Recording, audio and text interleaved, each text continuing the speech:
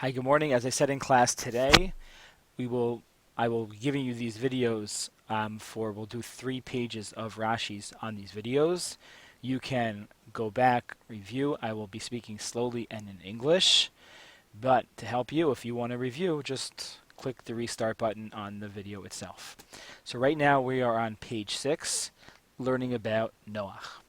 So it says in Pasuk Aleph over here, Vayomer Hashem leNoach bo ata v'chol beitcha el hateva. You, your kids, you and your whole family should come into the teva. Ki otcha ra'iti tzadik lefanai bedor hazeh. Because I haven't seen anyone else like such a tzaddik as you. So Rashi asks, V'lo ra'iti tzadik, lo nemar tzadik tamim. It doesn't say that he's a tzadik tamim, as we learned earlier. When Noach was first introduced, he was called a tzaddik tamim. He was praised 2 times as a tzaddik, as someone who's righteous, and as a tamim, someone perfect. But over here, later on, it only says the word tzaddik. Mikan, so that's the question of Rashi. Why does here Hashem change the way he praises Noach and only uses one tzaddik and not a tzaddik tamim? The answer is, Mikan she'omrim. From here we learn the following idea. Miksat shivcho shel adam bifanav, v'kulo shelo bifanav. We learn from here that when you give somebody praise, if they're in front of you, you don't go the whole way. You don't praise them about everything. You give them partial praise. But if they are not in front of you, then that's kulo shelo bifanav. You give them all the praise when they are not in front of you. So the question is, why tzaddik tamim? Why tzaddik and not tzaddik tamim? And the answer is because we don't give someone full praise in front of them. And right now, Noach, Hashem was talking to Noach. He was like in front of him, and that's why he only gave him partial praise. That is Rashi and Pasuk Aleph. Pasuk Yud Gimel. Be'etzam hayom hazeh. It was in the middle of the day that Noach, his kids Shem, Cham, and Yafes, and his wife, Mrs. Noach, her name was Naamah, and her 3 daughters-in-law all went into the teva. Rashi wants to know, Be'etzem hayom hazeh, why did the Mabul have to come? Hashem doesn't do anything for no reason. Why did the Mabul have to come in the middle of the day? That's the question. Rashi, why did the Mabul come in the middle of the day? So Rashi answers, Limedcha katuf. The Torah is teaching us, Shahayu b'nei doro omrim, that the people in his generation were saying, Ilu anu roim oto nichnas lateva. Noach, we don't believe you. But if this is going to happen, and we're going to see you coming to the teva, anu shover motav horginoto, we're going to break the teva and not let you go in, and we're going to kill you. Amar HaKadosh Baruch Hu. So Hashem is saying, Ani machniso le'enei kulam. I am going to bring him in the eyes of everybody else. Everyone's going to see him. It's going to be in the middle of the day. V'nira devar mi yakum. And I will see who will come up. Meaning, nobody's going to come up. I'm going to make it in such a point, such a miracle. It's going to happen in the middle of the day. And no one's going to say a word. No one's going to fight back. That's going to be part of the miracle. That's why Noach that's why the Mabul came in the middle of the day. Let's go on to the next page. So the question was, why was it brought in the middle of the day? And the answer is because people threatened Noach's life if they would see him going to the teva, and we see that didn't happen because Hashem made a miracle that wouldn't happen. Next, this is after the teva, after the Mabul. Hashem is giving Noach a brit, a covenant, a sign. What was the sign? The sign was a rainbow. And Hashem says to Noach in Pasuk Yud Bet, Vayomer Elokim Zot Ot Habrit. This is the sign of the covenant.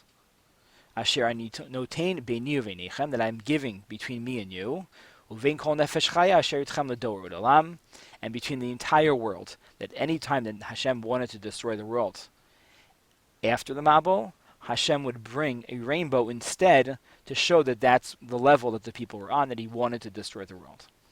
The word ledorot olam is missing vavs. It should be written Lamed Dalid Vav, Resh Vav, Taf. Why is it missing the Vavs? That is the question of Rashi. L'dorot olam, it's missing the vavs.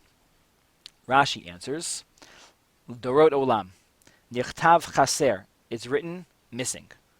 Sheyesh dorot, shlo hu tzurchu la'ot. There are certain generations that wouldn't need this sign.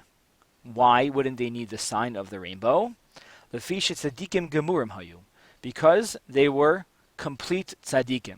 Kmo dor shel Chizkiyahu melech Yehudo, v'doro shel Reb Shimon bar Yochai. There are certain generations that were so special.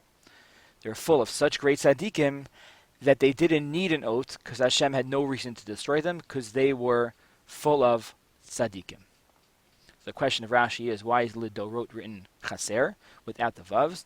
To show you that this rainbow wasn't going to be a sign for every single generation, because there would be certain generations that wouldn't have to need it. Great. Next page, we're on page 8. At the end of Parshat Noach is a strange story about Migdal Bavel. Migdal Bavel begins, Vahi kol haaretz afa achat udvarim achadim. There was a time in Jewish history, or in history of the world, that everyone spoke the same language. Okay? And they wanted to build a tower to get up to the Shamayim, Rashi writes, to rebel against Hashem, because they thought that if they built a tower, they can get there. So Hashem, in order to stop them from doing this, even though it was wasteful, they weren't going to ever reach him, Hashem changed the languages, and he made 70 languages, and everyone would speak different languages. So Rashi writes, Al Kain Kara Shema Bavel. In Pasuk Tet, sorry, not Rashi, the Torah says, we called this tower Bavel, or this place Bavel, Kisham Balal Hashem Sfat Kol Aretz, because it's here that Hashem confused the language of the whole land. Misham Hefitzam Hashem Al Pnei Kol Aretz, and from here he spread all of the languages of the entire world. Misham Hefitzam. From here he spread. So Rashi writes the following: Lamad she'ein lahem chelak la'olam haba. You learn from here, Hefitzam does not only mean that he spread them physically in their lifetime, after their lifetime as well, they didn't get olam haba.